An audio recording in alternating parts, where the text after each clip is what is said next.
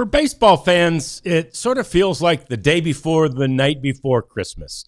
It's actually a couple days before the winter meetings begin, and the Rangers made a little noise yesterday. Let's listen in next. It's the DLLS Rangers podcast.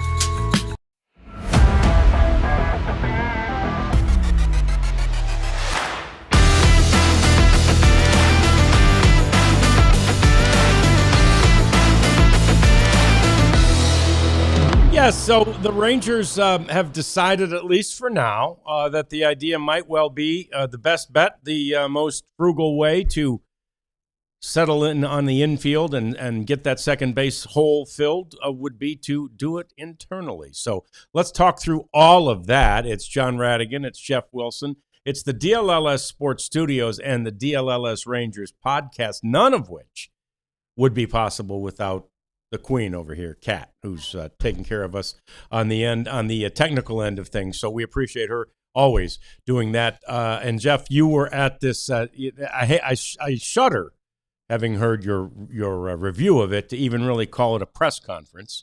It seems like Ross Fenstermaker and CY were hunkered down in their office, just piles of stacks of paper up over their heads on each side. And they get a call from Brandon Nimmo, and he said, "Hey, I think I'm going to come to town. You guys want to have a little deal?" And said, "Don't you know how busy we are?" And then they did it anyway. They threw something together. Yeah, apparently Nimmo just called him up Thursday morning and said, "Hey, guys, coming to town. Get ready." Okay. And so the wheels started to turn or whatever wheels do. And they're like, all right, well, we're going to do some media stuff. And so they did it in front of his locker. They got, did the jersey thing, and he talked, and we knew how much he can talk, so we tried to keep it tight so that we could get to Chris Young and to Ross Fenstermaker and listen to them about what their priorities are after the Nimmo trade. And Chris Young said, catcher, bullpen help, starting pitcher. Yeah, so he didn't mention that right-handed bat. Which, right. Again, that's in a budget year especially, that's a luxury, I suppose.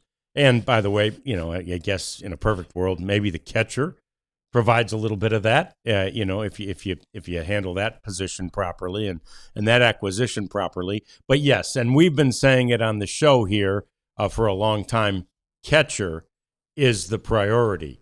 Now, we've run through, I believe, every possible scenario, although I did see, Uncle Ted, and I think you might have sent it to us on Twitter, too, and, this Korean catcher, Kong Bak-ho, and again, looks great, but I don't, are the Rangers interested? Is he major league ready?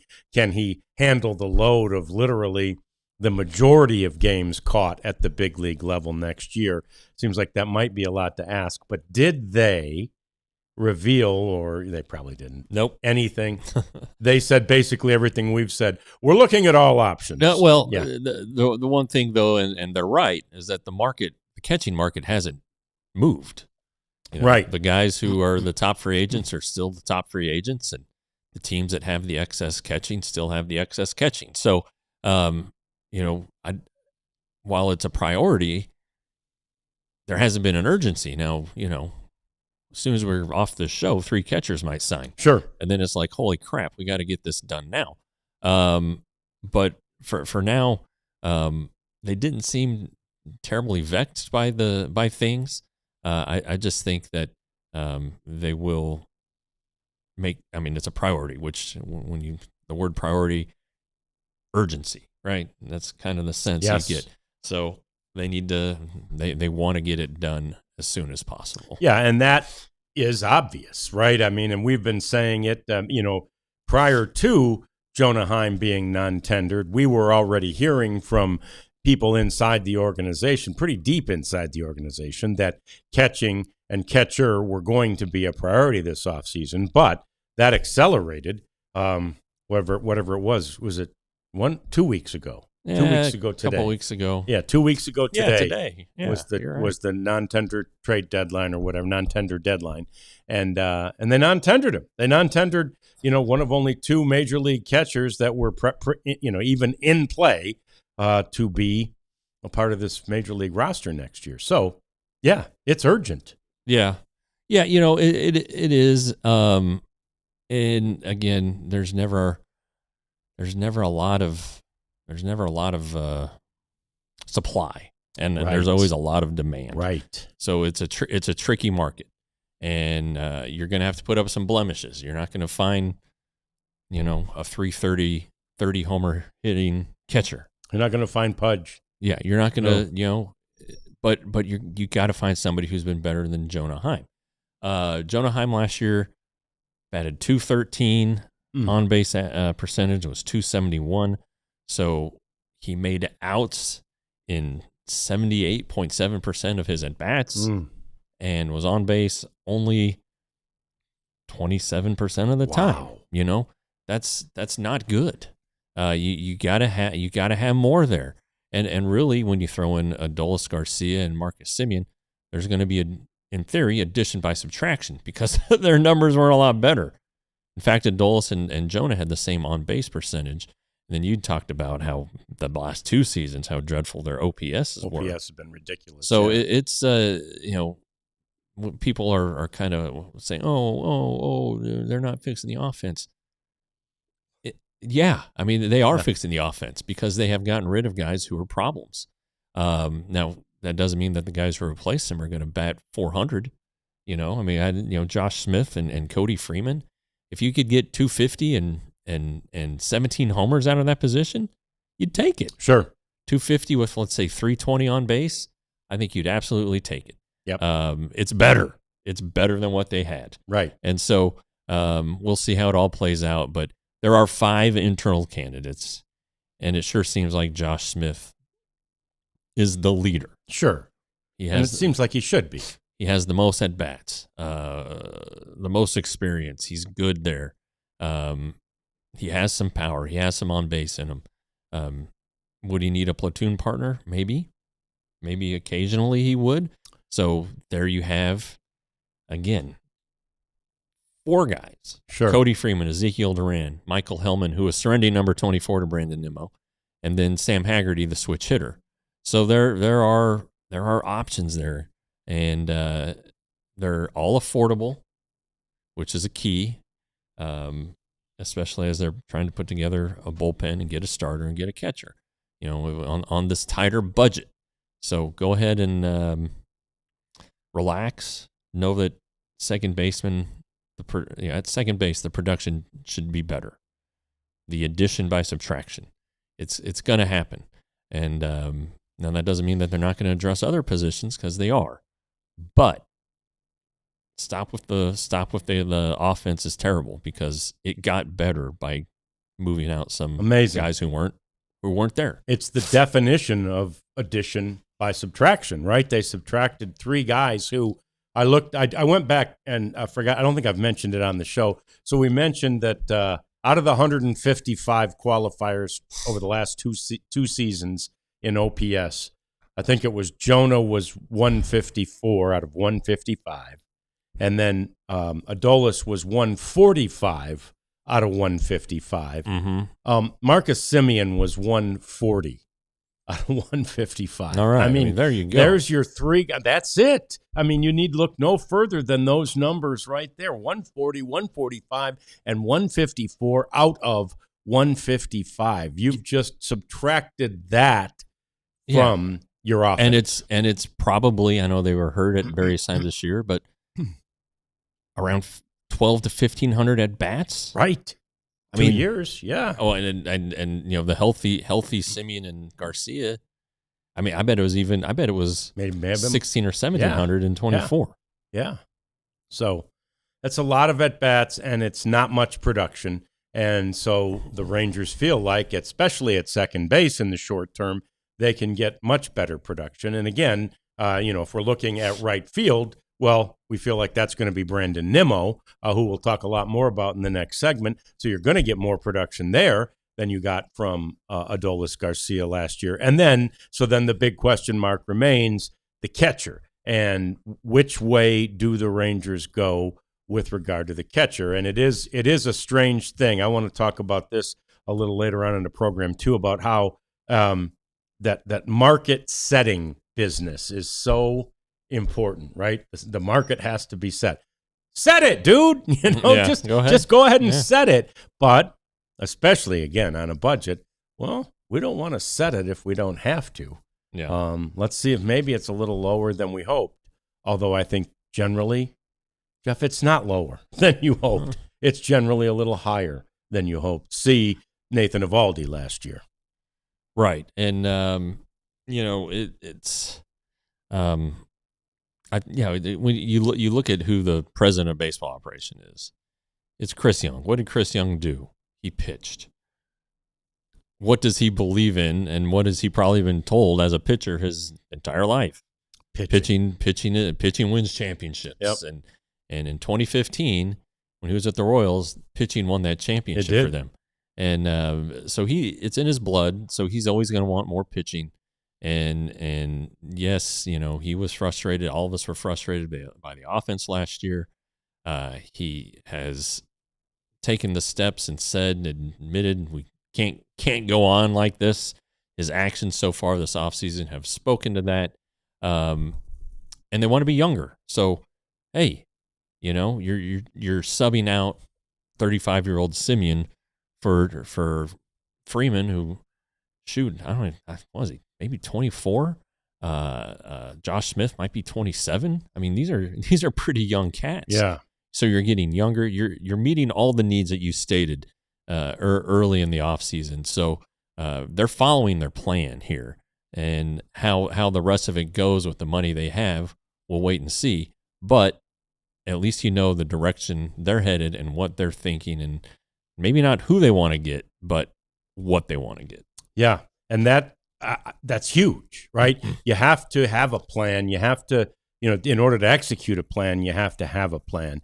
And they, as we've mentioned, they've considered everybody, right? Sure. They've run through the scenario of, well, let's be super optimistic and say we could get JT Realmuto. All right. Okay. Well, then they have a plan for how that would work, how much money they would have to spend. I mean, they're going to be somewhat realistic. It may be more than they initially had predicted, but they're going to have an idea of how much money they have to spend, and then therefore how it affects what else they do.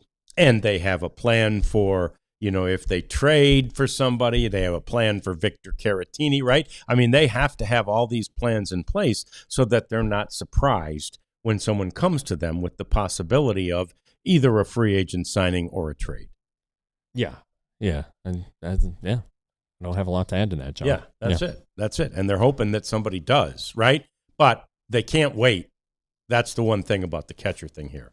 Yeah. They can't, they always say, and even I saw one of Ross's quotes yesterday where he said, well, as at this moment, because of all these other priorities we have, we're not really looking to go find a second baseman. Of course, if somebody wants to come to us, we by all means always listen. Right. Well, they can't be in that mode with regard to catcher, right? They've got to be the aggressor. They've got to go out there and figure out, basically what all the options are. And again, I'm just not a fan in this case of sitting there and waiting for the market, right? Yeah. I'm getting the guy I want if I can. For they sure. did last year. Right.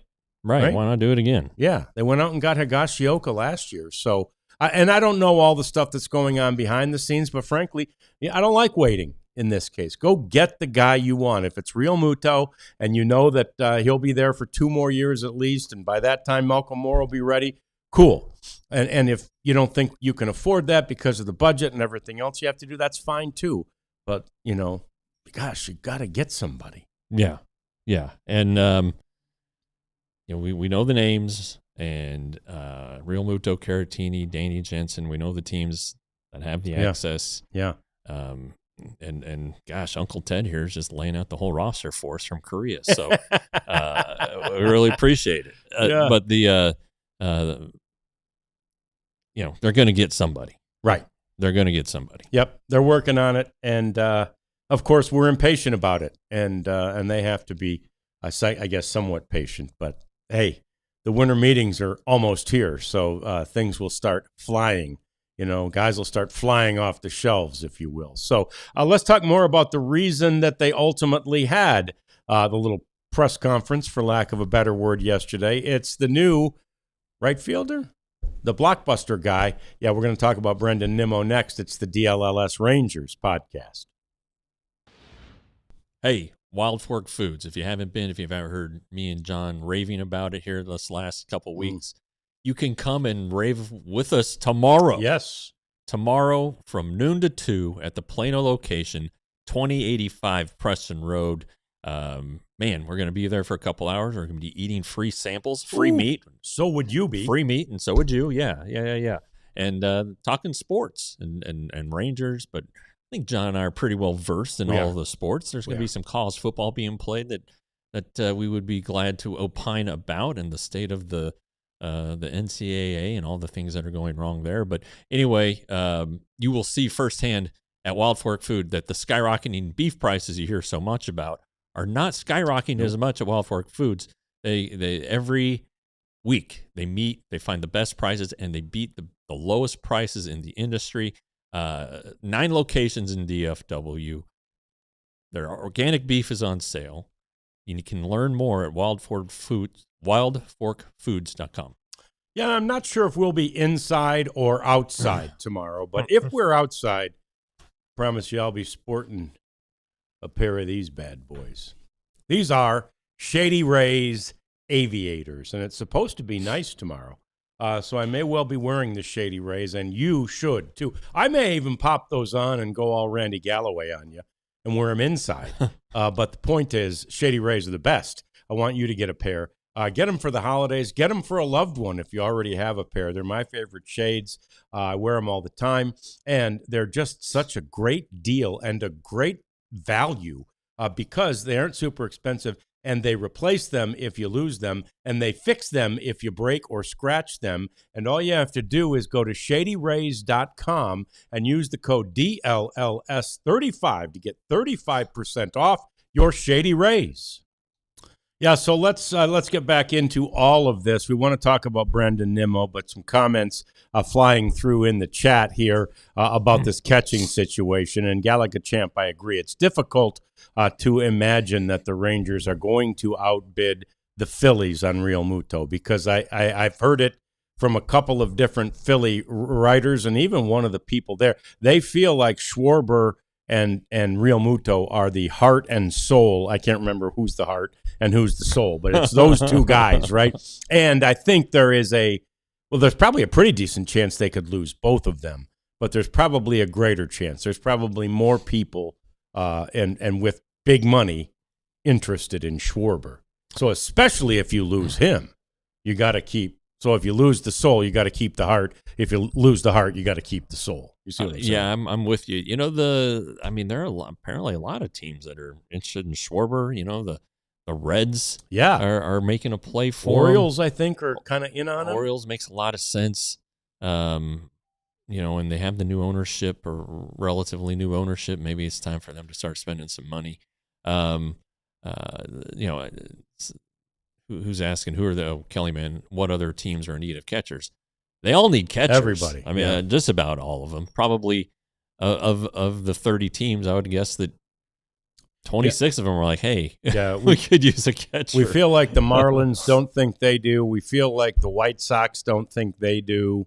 Yeah. We feel like the Royals don't think they do because they've got a guy who drank from the fountain of youth still leading the way for them. But not, and really, I say that, I'm sure all of those teams would be interested in the right catcher. You got to get better at every position. Yeah, that's the task of the job of the front office every year is to get better everywhere across the board. Now, in the case of the Royals, it's going to be really hard to get a better shortstop, right? But, maybe they're looking at ways that they can utilize Bobby Witt Jr. better or get more out of him. And I'm just saying. Right. The point is you look at everything on your team in the offseason and examine everything. So we'll, the Rangers have done that. How are they going to keep Corey Seager on the field? He's their best player, but he can be better by being available more. Sure. And a lot of this is something else that Chris Young said. A lot of the offseason plan, because of the budget restraints and just because of reality, they have to have internal improvement. And I know that they've said that last year. So tiring to hear it, but and it is. But you still need, Josh Young to try to show something. You need Evan Carter to be on the field. Wyatt Langford has things he can improve. 100%. So, I mean, Jake, did I say Berger? I don't know. Even, Jock Peterson. But, big time. Berger, you're right, though. I want to see Berger be more like Berger was than like he was in Miami than he was last year here. So, there's pretty much room for improvement with every player. And, frankly, I would submit to you, even in the World Series year, you'd probably think, well, there could be room for improvement in almost every guy because they didn't, but anyway, that there clearly was no room for improvement for several of them. Jonah Heim, right? Yeah. That was as good as he could play that season. Maybe Adolis Garcia, same thing, right? Yeah. And with Semien, I think there's still always room for improvement for him, but for the fact that he's aging, right? And as we've said a million times, Father Time is undefeated. So, yes. You can't really beat age. But, and, when you talk, I saw Uncle Ted said that there's like 6 catchers in the Cardinals organization. Yeah, but the one we're talking about really needs to catch like somewhere near 100 games. I don't know that they would expect more than 68 games, which is what they got last year from Kyle Higashioka. Yeah, and I kind of wonder when these teams are putting together their plans for, how many games can we get from this guy and this guy? Like, how often do they factor in, we're going to need 20 games from our AAA catcher? Maybe. Yeah. So that's why they claim that MacGyver fella. And, sure. Still are probably going to add another catcher a veteran catcher on a minor league deal just to kind of be another option down there. So, there's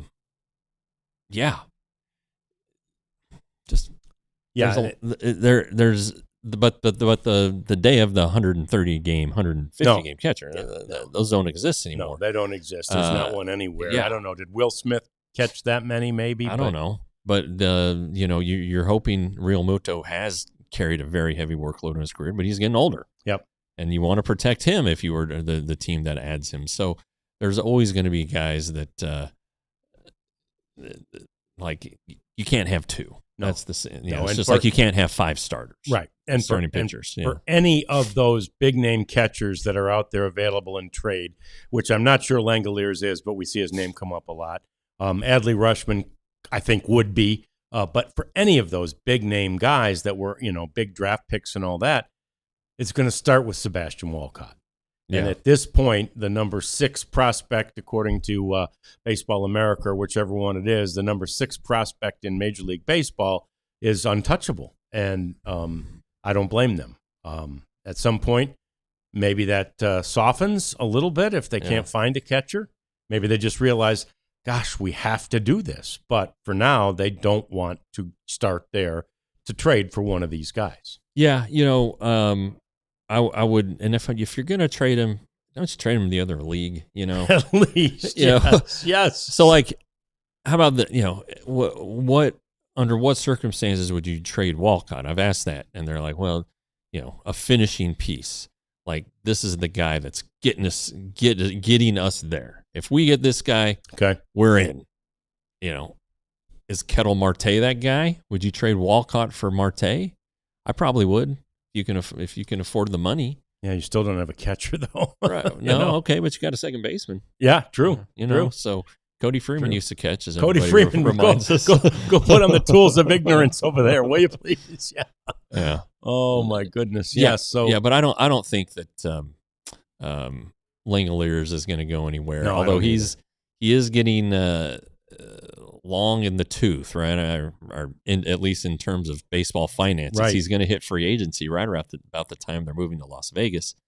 It would look really bad if they got rid of him or before their move to Las Vegas. I think that that first year in Vegas they're going to try to spend and do that stuff. And rarities. I don't want to hold on to Walcott for too long for his value to go down like the Rangers held on to Profar for too long. Walcott's 19. He's still 19, as was Profar, and then Profar got hurt, right? So anyway, I'm just saying that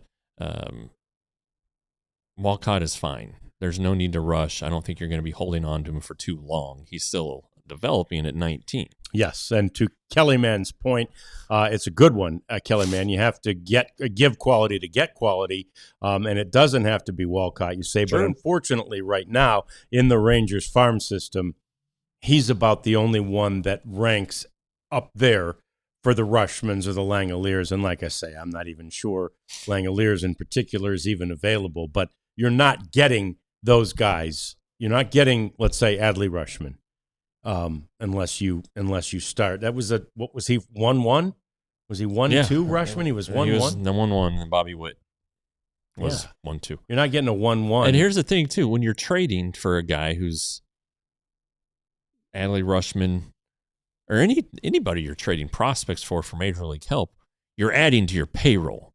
And so, how much do the Rangers want to add to their payroll in a trade? So you would be losing top prospects, and then,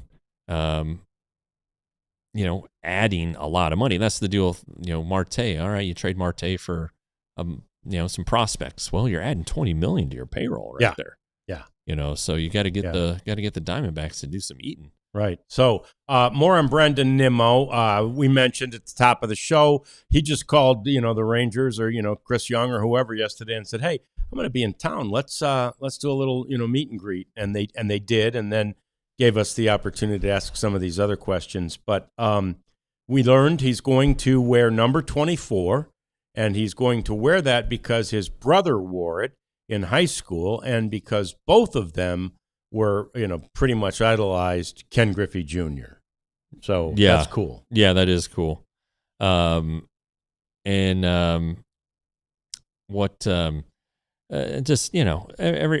talked to this guy now twice, and every time we talk to him, he just says something that's,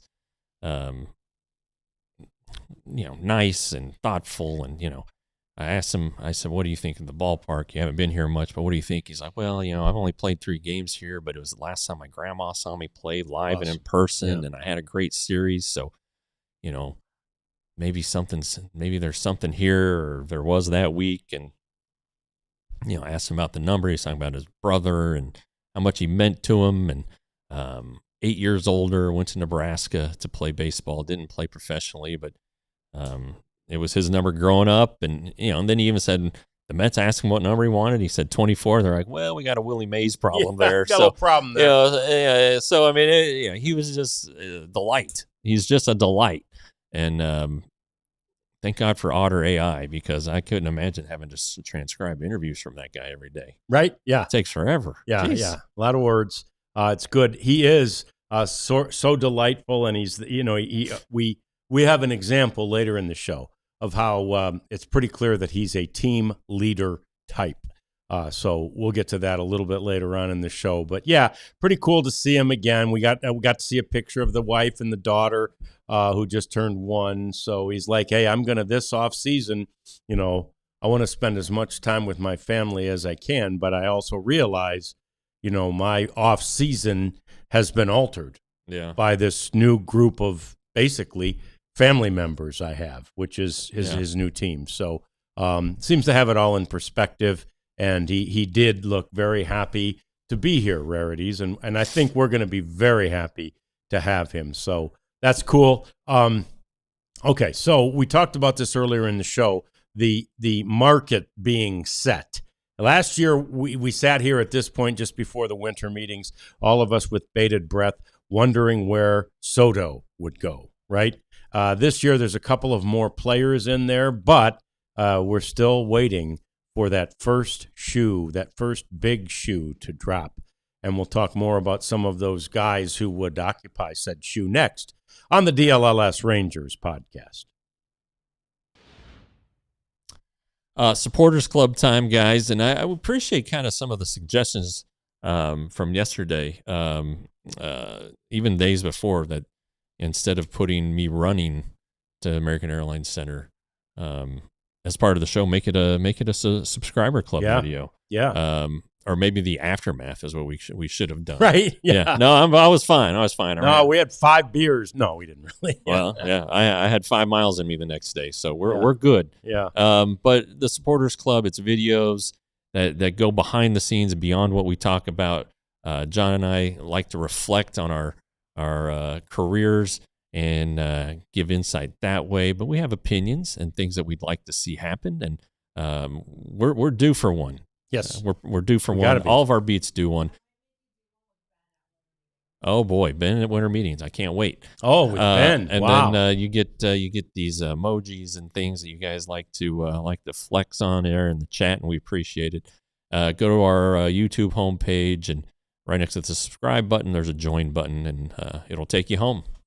Yeah, and our newsletter is something that should be a part of your home every day as well. The newsletter is just fantastic, and we want you to just go ahead and sign up to be a person who receives the newsletter. There's so much news in it each and every day, and it's written by one of our Cowboys writers, Ali, and he just puts great thought into each and every day, tries to include each of our 4 main teams every day, and of course, on a day like today, he may haul off and include something like this big game happening with North Texas tonight, the Mean Green. Yeah, we got people cheering for the Mean Green around here, and rightly so. So anyway, you should get this beautiful newsletter each and every day delivered to your inbox, and you will be super happy that you did. It's free. Scroll down to the bottom of our page, alldlls.com. You'll see the box that entices you to do so. You type in your email. Boom. You get the newsletter each and every day. So we said we were waiting for Soto last year. I suppose, I don't know. I guess we're waiting for Tucker this year, right? More so than Schwarber, but it's probably 1 and 1A. Yeah. Between those two guys, there's a couple of big names out there, and a couple of guys who, they're both going to be obviously in that big, hundreds of millions of dollar club. Right? Yeah, I think he's still the big one, although, when it comes to like average salary, Schwarber could get more just on a shorter term deal. What's going to happen with Alex Bregman? That seems to, it was a deal, something last year we talked about a lot. Yes. And now he opted out again this year. Pete Alonso. We have the pitchers, the Japanese guys, and there are a lot of names coming. I do wish that the Rangers were playing in that category, and they tried to sneak Max Fried by us last year, so maybe they are. But I don't know that these things are gonna. I don't know if any of them are gonna sign this next week, though. No, that's the hard. It really does kind of feel like the market's a little bit slower for these bigger guys, and there's some tricky things. Some of these guys come with the qualifying offer, and teams can still be hesitant to go after those guys. The teams that are over the CBT, I think they have a steeper penalty when signing guys who've been extended qualifying offers. I think Real Muto would be the only one in the Rangers realm. Okay. Of those, I don't know. Among the qualifiers. 13 or 8 or whatever it was. Yeah. Yeah, they're not looking at anybody else. who was extended a qualifying offer, I wouldn't think. Maybe Gallon. Gallon had to be extended. Yeah, he had to have been. Okay. So, yeah. So there's a few people like that out there that the Rangers are trying to consider. But, we know, based on what Chris Young said yesterday, what the priorities are. It won't be any of the relief pitchers, right? Those guys, that's not a position you would use that on.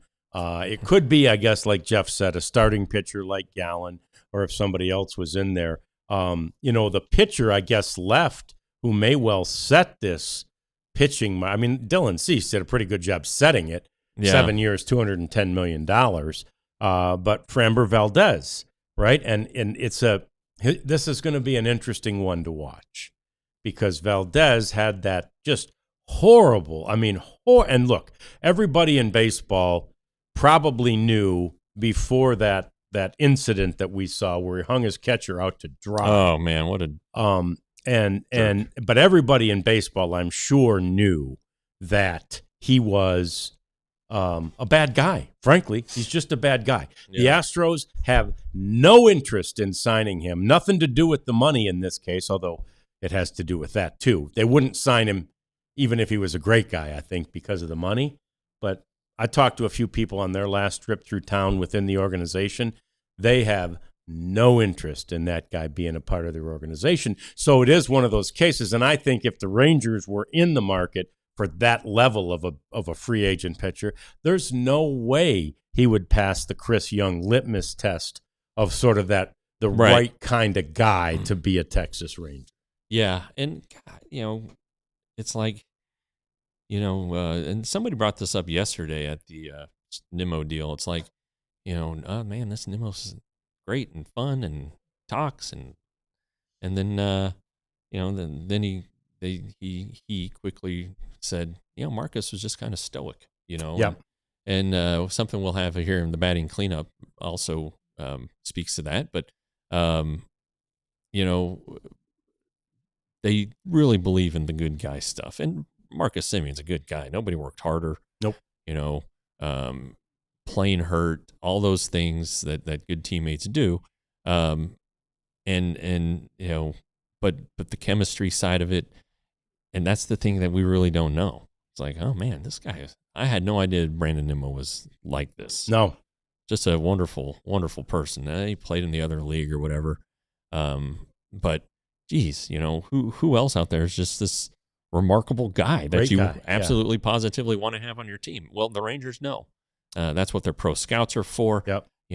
How many, all these guys who are special assistants or who, are lower level front office guys, have worked for other clubs. Right. And have heard stories or know firsthand what these people are like. Have friends who work for other clubs. Exactly. Right. And you get to talking over a few beers and, Framber Valdez, he's an idiot, whatever. And that's the point about Valdez. Everybody knew about him because that was not the first or only incident that he had that sent off. Now, that said, I know somebody's going to say, you know what, we're just going to do it because he's that good. Yeah. And frankly, before I hadn't paid attention to what kind of guy he is. And so I would have been like, I'm all over that guy. He can be unhittable on a given night, right? Right. But not anymore. Not if he's going to be a clubhouse cancer. Yeah, he still had a heck of a season last year. I mean, this guy's a top pitcher. There's no question about it. Right. Yeah, no doubt. I love that thought, Ethan. Justin Smoke rented Cliff Lee. Can Walcott rent Skubal? No, I don't think so. It would take more. I think the package for Skubal is going to be extremely big and probably come from Los Angeles, which I think still has, if not the number one, a top three. They always have a good farm system. The top three farm system. So you mentioned Bregman, and you mentioned Alonso, actually. Those two guys baffle me in these free agent years. Because Pete Alonso, had to sign or did sign. I don't know. Did he sign a 1-year deal, right? It was a 2-year deal. But he had an opt-out. Okay, same with Bregman. But Alonso signs the 1-year deal and does so well, right? He had a good year. He's like, I'm opting out. And now nobody's interested, or at least I shouldn't say nobody's interested, but we're not hearing any chatter about him, like that there is a lot of interest in him. And you do hear it about Bregman. I think the Tigers would still like to get him, even though their fans booed him every time he came to town last year because they felt spurned. It's one of the things about us Detroit people, you know. You don't come our way, we don't like you. Yeah, well, don't spurn us. Speaking of which, anybody see that Lions game last night? Woo, that was a good one. I didn't wear the Lions stuff today, but man, I was having fun last night. I bet you were. Yeah, I bet you were. Yeah. So anyway, yeah, the Cubs, Uncle Ted says, want Bregman too. I wonder if he'll now get the deal, right? Get the long-term deal that he was looking for last year, and I wonder if Alonso will as well. I do think what complicates this, you mentioned some of the things that may be complicating all of this. Part of it is obviously the threat of a work stoppage next year. Yeah. Which would be a lockout, not a strike. Yeah, and I guess that's a real thing, but I don't know if I don't know. And what's going to shake out of it, and how are things going to look afterward, and if there ever is a salary cap, how do you deal with these guys like Soto and Ohtani who are on these massive deals? What do you do with the deferred money, which I think you should eliminate, or cap something to that effect? Yeah. Raise the floor. There's got to be. I would really hope that there's a way to avoid a stoppage. I mean, MLB makes so much money. How much money do you need? Right. How much do you need? And I don't know, but my gosh, don't ruin a good thing here. It's trending in such a positive direction right now. Right. You know, the World Series was, just doing Boffo ratings and so not just the World Series, the playoffs leading up to that were doing Boffo ratings. So you don't want to, what do they say? Kill the goose that's laying the golden egg. So anyway, I hope that sort of cooler heads prevail and they don't do something like that. But I've heard from a few people within the organization that there are situations happening within the behind the scenes, and not baseball ops, but that there are people who are not being replaced at jobs and things like that because the front office, the ownership, frankly, doesn't want to pay for people if there isn't income, right? If there isn't money being brought into the organization through baseball. So it's a good one. I saw the question. I think Rarities might have brought it up, and I forgot to bring it up to you. Was there any update on the assistant hitting coach? There was not. None. Okay. There was not. And I just saw that our good friend, and this one hurts, Carlos Cardozo, the Frisco manager, is now going to be the Mariners' third base coach. Oh, really? Yeah, which is fantastic for Carlos. Yeah, terrible for the Rangers because what a great coach he is. Yeah, he's done a great job. So I got to send him a text, tell him congratulations. We'll see him a lot, but that one stings a little. Yeah, that one's tough. He was, he's just done a great. How long's he been up there? Would this have been his fourth year? Maybe. He's been in the org for a while, like 11 years, or in pro ball 11 years, and man, that one sucks. But good for Carlos. Yeah, we're always happy for our guys, but you hate to see, because not only did we enjoy, chatting with him, talking to him, but it seemed like he did a really good job, because the whole idea for a minor league team is to get players ready for the major leagues, and yet you're supposed to win too. Yeah. And somehow he was able to navigate those somewhat murky waters pretty successfully and pretty regularly, Jeff. Yeah. You had a good one there, and he had moved up with some of them not that long ago. Been at the A-ball stops, and man. So I look forward to seeing Carlos again soon. Yeah, and Uncle Ted asks, how has John Daniels not gotten another GM job? Because he hasn't wanted one. Yeah, I think basically. He's not out there. He's not putting himself out there. I think he's pretty happy with the way things are going right now. It doesn't mean he'll never get back into the arena, but his kids are at an age where he can spend a lot of time with them and in some really formative years. And so I don't think he's really in the market to find another job, or I believe he could. All right. Time to clean things up, clean up the show, clean up the week. Let's do it next. It's the DLLS Rangers podcast. I like the new interstitial we have there. That's kind of cool looking, Kat. Yeah, that's extremely cool. Yeah. Hey, it's time to become a diehard. And I'm sorry if you missed the sale, but it's a great value no matter what the price is. I mean, I guess it's not a great value if we raise the price insane, but we haven't. It's still right back to its normal price of $79.99, which is a great value for you to become a diehard and get access to everything that Jeff writes. Have you published your story today yet? No, but it's very, very close. Very close to being published today. He's got, all kinds of stuff coming to you from the winter meetings. Obviously, there's a lot to say about the Cowboys that I'm sure Clarence Hill and Ali are working on right now. It ain't over. No, even though they lost last night, they go 4-0 in their last 4 games, and the Eagles lose on Monday night, which is a possibility to the Chargers. Cowboys still have better than 50% chance to make the playoffs. See, I know that. They know it even better, and they're writing about it, and they're talking to guys about it. So, and then the Stars and Mavs, very busy beats as well. Sam Nessler and our new guy, Ron Harrod, are manning those beats. So, that's all the stuff you get, plus 20% off all of our events, 20% off merchandise. It's a no-brainer. Become a diehard today. Forget the 20% off. Becoming a diehard. You get a shirt for free. Yeah, right there.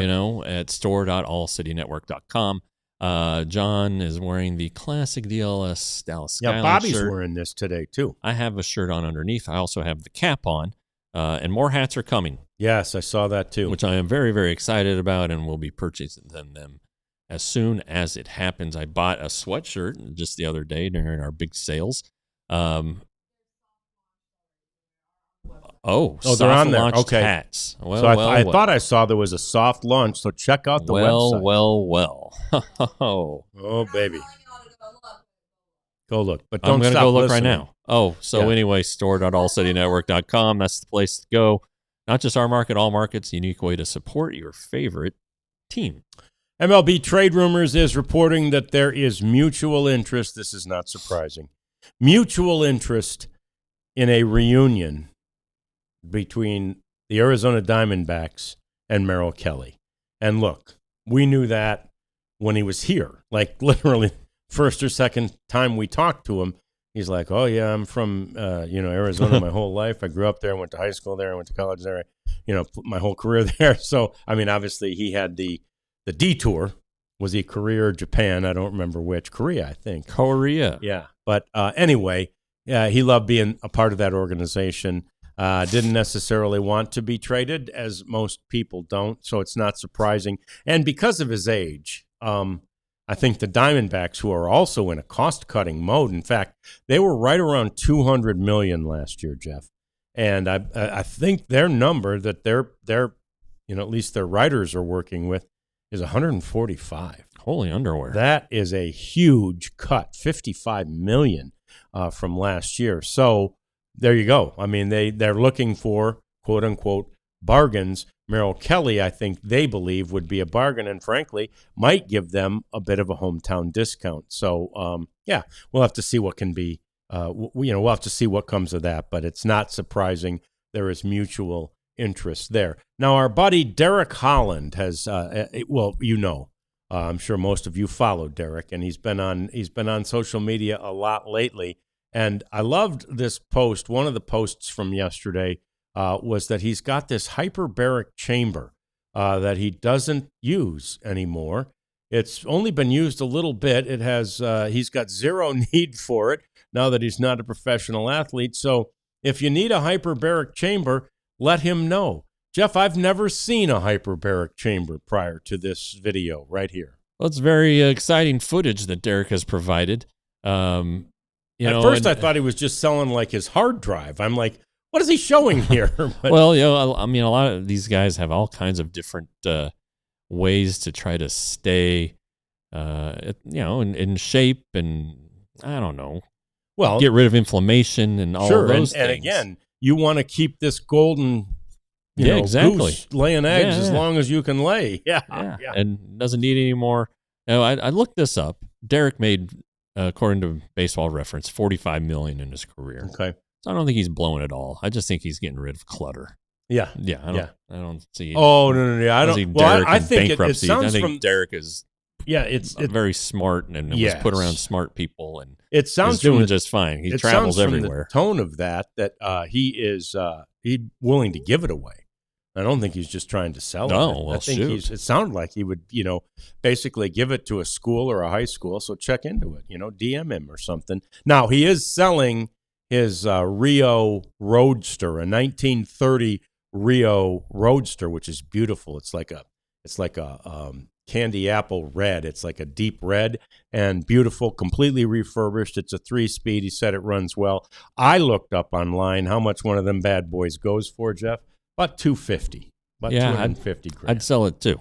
Yeah, I would too, because he said he never uses it. But I agree with you. I don't think it has anything to do with I'm running out of dough here. I think he's fine. I wonder what he bought it for. Yeah, and did he do he probably didn't do it himself, but did he, pay to have the refurbishing done?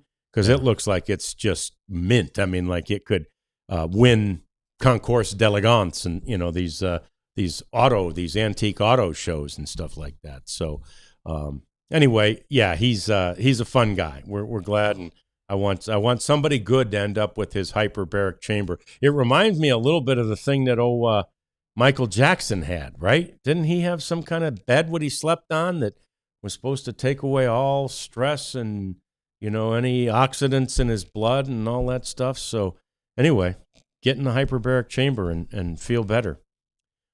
So you may have seen there was a draw at Billy Bob's today for the World Cup. And among the celebrities who were involved were Dirk Nowitzki, who, of course, is a big he's German soccer fan, right? He calls it football. But he's a big soccer fan. So Dirk was involved, as was our buddy Mark Followell, who was one of the MCs at the event at Billy Bob's. Looks like it was a fun time down there as they drew. I'm not sure. There's so many draws for the World Cup. I'm not sure what today's draw involved. Somebody in the chat might pay attention more to it than I do and know. But so there was a draw today, but the final draw, the final draw will be hosted not by Mark Followell, but by Eli Manning. Oh. And the drawers, right, the people who draw the cards for the final draw include Tom Brady, Wayne Gretzky, Shaquille O'Neal, and Aaron Judge. Okay. How about that? Now, Aaron, of course, being the only current player. Right. And they pretty much tried to represent the four major American sports there. And Brady, not that far removed, but, Shaq and Gretzky in particular, man, that's like we're testing the limits of our memory banks. But anyway, those are the guys that are going to do it. Aaron Judge being one of them, needless to say, pretty excited about doing that. Okay, let's get to Buck Showalter here. And Buck was on with our buddy AJ Krasinski and others on Foul Territory. And he had a whole variety of subjects. You should probably try to check this one out. But one of the things that he was talking about I thought was really interesting because we've got the WBC this year. And so how do teams and managers feel about it? Well, of course, you know what they're going to say. We love it. It's great. It's go America. Yeah, baseball. Go baseball, go America, or, go Venezuela or whatever your team is. But maybe they don't like it as well as we thought. Buck was asked about the 2023 WBC, the most recent one, when Edwin Diaz got hurt.